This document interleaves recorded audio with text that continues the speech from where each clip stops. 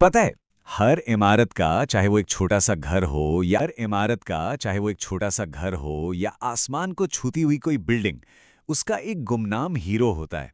एक ऐसा हिस्सा जो उसकी पूरी की पूरी ताकत और स्थिरता की जिम्मेदारी लेता है, लेकिन कभी किसी को नजर नहीं आता। आज हम उसी हीरो यानी बिल्डिंग के फाउंडेशन के बारे में बात करने वाले हैं। अच्छा, जरा सोचिए, अगर किसी से ये सवाल किया जाए कि एक गगनचुंबी इमारत का सबसे जरूरी हिस्सा क्या होता है, तो क्या जवाब मिलेगा? ज्यादातर लोग शायद कहेंगे कि उसकी ऊंचाई या फिर उसका शानदार डिजाइन। लेकिन क्या सच में यही जवाब है? असल में सबसे जरूरी हिस्सा वो है जो हमें कभी दिखाई ही नहीं देता। वो अदृश्य आधार, वो नींव जिस पर पूरी की पूरी इमारत खड़ी होती है। तो चलिए, अब इसी बुनियाद की गहराई में उतरते हैं और समझते हैं कि एक फाउंडेशन का असल मकसद आखिर होता क्या है।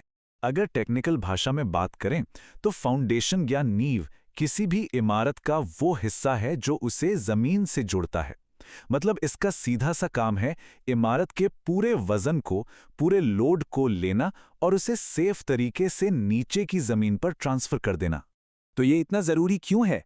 ये स्लाइड इसे बहुत अच्छे से समझाती है। सबसे पहली बात, ये इमारत को ढांचागत स्थिरता मतलब स्ट्रक्चरल स्टेबिलिटी देती है। ये कंस्ट्रक्शन के लिए एक लेवल सरफेस तैयार करती है। ये मिट्टी को अगल बगल खिसकने से भी रोकती है। और सबसे जरूरी बात, ये पूरी बिल्डिंग के लोड को एक बड़े एरिया में बराबर फैला देती है ताकि इमारत एक तरफ से धंसने ना लगे। अब देखिए, इंजीनियरिंग की दुनिया में ना सारे फाउंडेशंस को मोटे तौर पर दो मेन कैटेगरीज में बांटा जाता है। पहली है शैलो यानी उथली और दूसरी है डीप यानी गहरी। इन दोनों में फर्क समझना बड़ा दिलचस्प है। एक तरफ है शैलो फाउंडेशन। ये तब यूज होती है जब मजबूत मिट्टी सतह के पास ही मिल जाती है। इसका सीधा सा नियम है, गहराई चौड़ाई से कम होती है और इसका काम लोड को फैलाना है। वहीं दूसरी तरफ डीप फाउंडेशन तब काम आती है जब सतह के पास की मिट्टी कमजोर हो।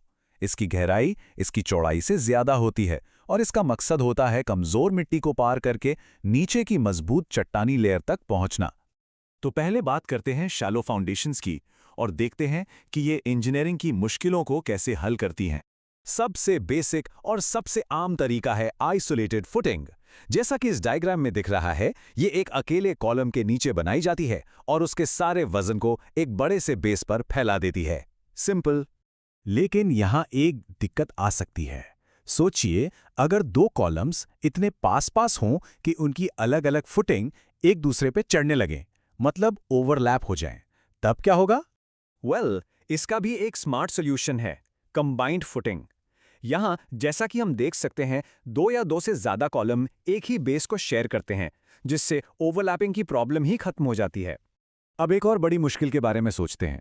क्या होगा जब मिट्टी खुद ही बहुत कमजोर हो? ऐसे में हर कॉलम के लिए अलग अलग फुटिंग इतनी बड़ी बनानी पड़ सकती हैं कि वो मिलकर इमारत के आधे से भी ज्यादा एरिया को घेर लेंगी। इसका एक शानदार जवाब है राफ्ट या मैट फाउंडेशन। इसे समझने का सबसे अच्छा तरीका है एक स्नोशू का उदाहरण लेना। जैसे स्नोशू किसी इंसान के वजन को मुलायम बर्फ पर फैला देता है ताकि वो धंसे नहीं, ठीक वैसे ही ये राफ्ट फाउंडेशन पूरी की पूरी इमारत के वजन को एक बहुत बड़े कंक्रीट के स्लैब पर बराबर फैला देती है। ठीक है, तो अब तक हमने बात की उन हालातों की जब मजबूत जमीन सतह के पास होती है।